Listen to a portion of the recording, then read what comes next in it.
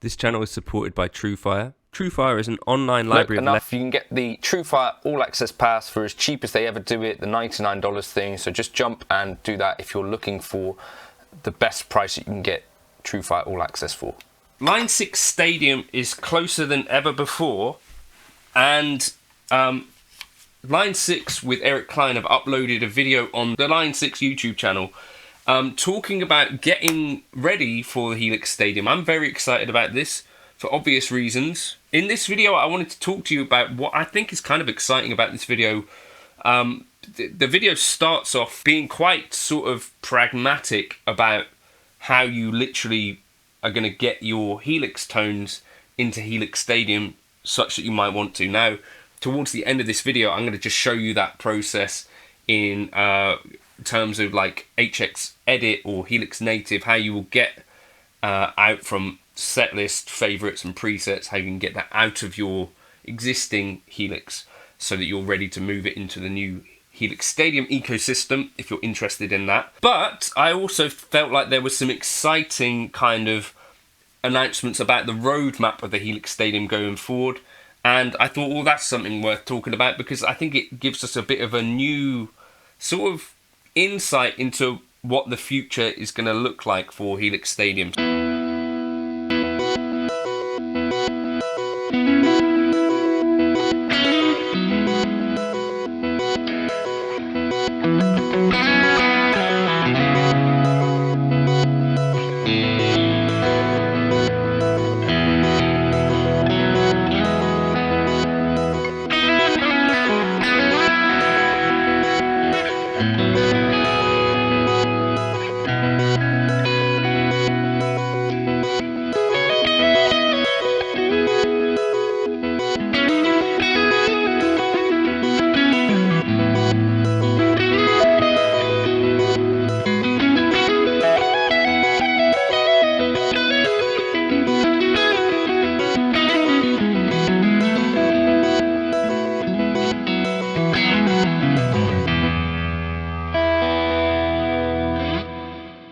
So, we know that at launch, the Augora Amps, there's like 40 odd, and Eric has talked about there being a day one update, which you're going to need to do.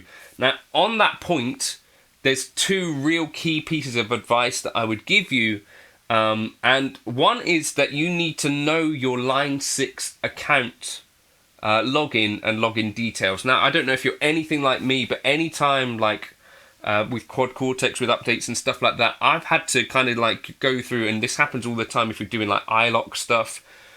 Just make sure that you know what your Line 6 username login is and your password. So that's first. The second real key piece of advice I would give you is take a photo on your phone or write down your Wi-Fi password. As you're probably aware, the Helix Stadium, like many other things these days, is going to be connected to your Wi-Fi, and you don't want to be kind of stressing about what that actually is. And my Wi-Fi router is like downstairs in a different room to me. So again, like when I've done updates with other devices, kind of one of the really frustrating things is like, what is my Wi-Fi password? I don't know it off by heart.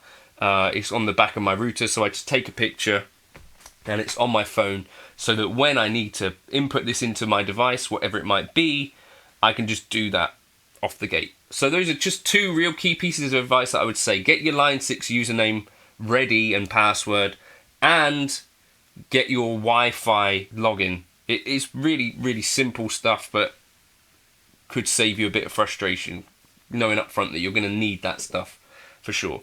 Now, it talks about the 1.2 update. So 1.1 is coming on day one of launch, which in this video, 2 weeks-ish from now. So I think that they were recording that last week. So it's imminent. Like, it could be next week, it could be the week after, but it's coming, right? Helix Stadium is coming. I also noted Eric's got some really cool stuff in, if that is his office, but he's got the alien, I think that's the little alien thing, which kind of, we have something in common. It's not alien, but it's Predator, in it. They're kind of related. And a human organ donor bag. I wonder if there's anything actually in there. Anyway, sorry, got distracted. So, before the end of the year, 1.2 apparently, the showcase update is apparently coming. So this is one of the real key parts of the Helix Stadium experience that is utterly different to anything else that has come before. And this is that part that is kind of puzzling to think how like the average user might use it. This is something that I'm really excited to try and show at some point. You know, that you can run an entire sort of rig and show from a Helix Stadium which is running tracks and it's got flags, automated stuff, all like that. It's going to be a tricky thing to work out, I think. But anyway, 1.2 coming before Christmas apparently, and also with that 3 new amps. No idea what they are, but 3 new amps, and if you count channels, 7 amps in the same way of the Helix would. So I think that's a real key insight there. And then also at NAMM, apparently they're going to be sneak previewing some other bits and pieces. So I think Line 6 are going to probably be deserving of a break over the Christmas period. But it sounds to me like they've absolutely got their foot on the accelerator. And so, you know, day one, you've got all of these great Augora amps.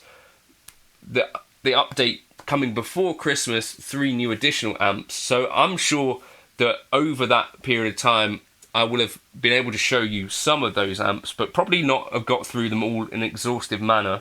And already there'll be some new stuff to get your teeth into.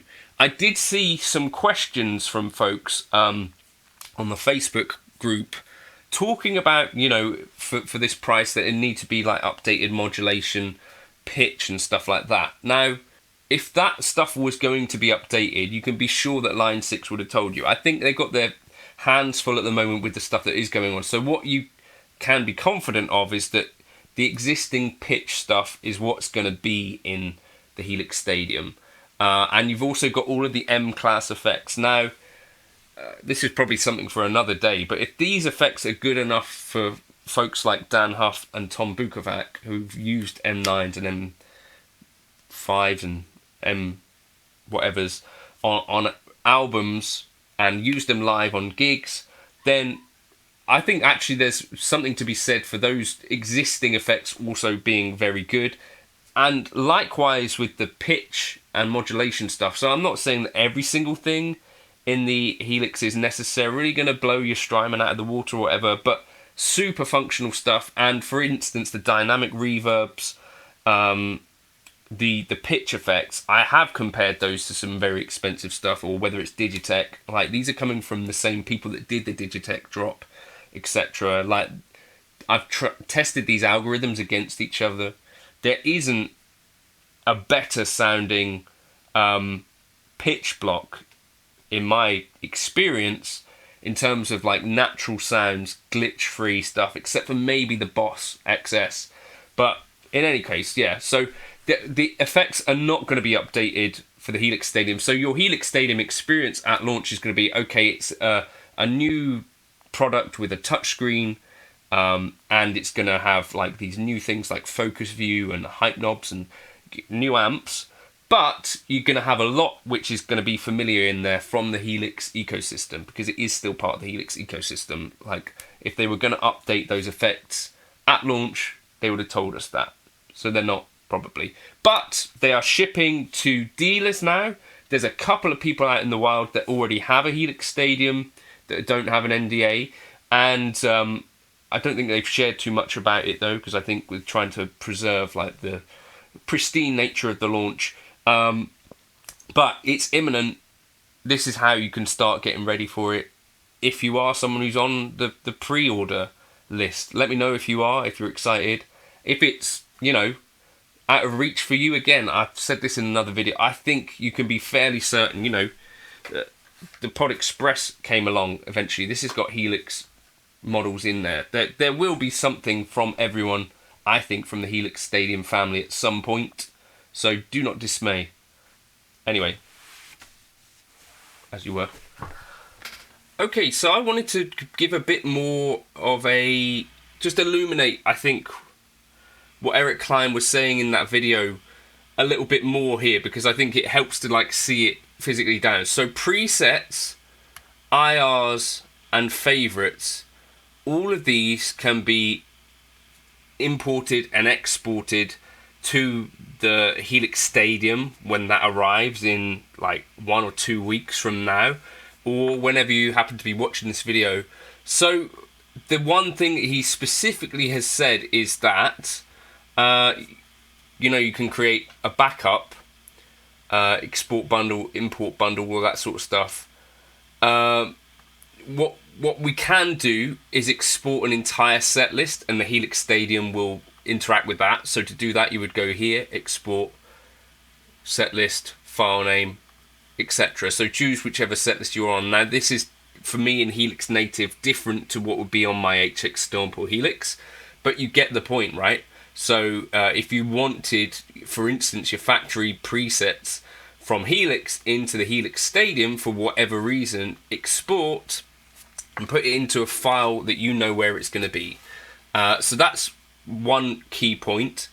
Another real key point that is worth, I think, repeating is that he specifically has said a couple of things. So one is that if you've got an old preset here, so say I've got like dual jazz tone, for instance, these old, he called them hybrid cabs, which is the first time I've heard them called that, but basically the old stock cabs, these are not going to be in Helix Stadium. And what he said is that those will automatically convert, so it will be picking something, the closest sort of match in Stadium cabs, which is cool to hear. So for instance, if I had to bring up dual jazz tone in a Helix Stadium, it's not going to be a problem. It will sound slightly different, potentially, hopefully better, but these old stock cabs are not going to be there. So that's worth knowing. The other thing that he specifically mentioned was that the low and high cut are also different. So for instance here, I've been using this low high shelf for years, low and high cut, high shelf, and I think tilt. He said essentially these are brought into a new parametric 7-band EQ in the Stadium. Now again, you won't have to worry about this. I think basically these will convert into the new block in Stadium, so you don't need to worry about that so much.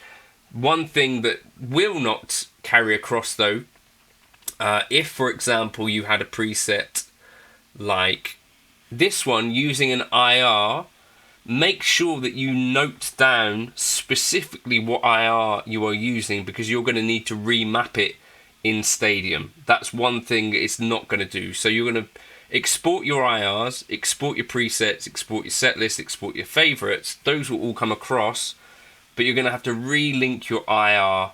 So I presume what will essentially happen is that you'll have like an IR list that kind of looks empty, or it will default to whatever number 1 is, maybe.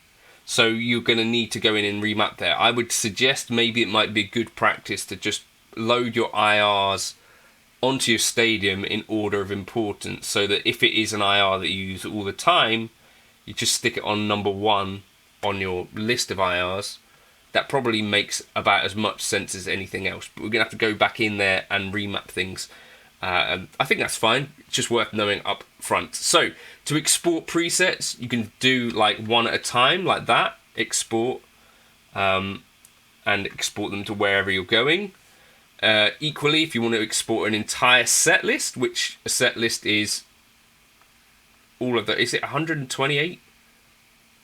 32 times 4 presets like that. The snapshots, of course, are going to come along for the ride.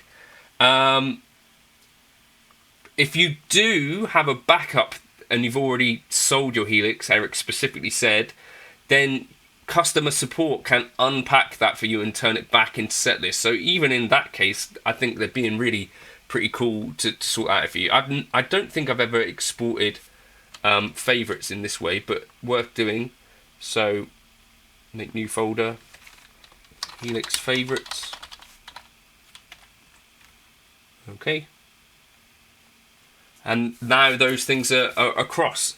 You might want to make favorites as some of your favorite stuff, like, I don't know, amp settings and bits and pieces like that. But I'm going to presume that in most cases, most of us are probably going to be more interested in the Augora amp stuff than anything else anyway. So I think that covers some of the essentials, I think, in terms of actually managing your stuff like here.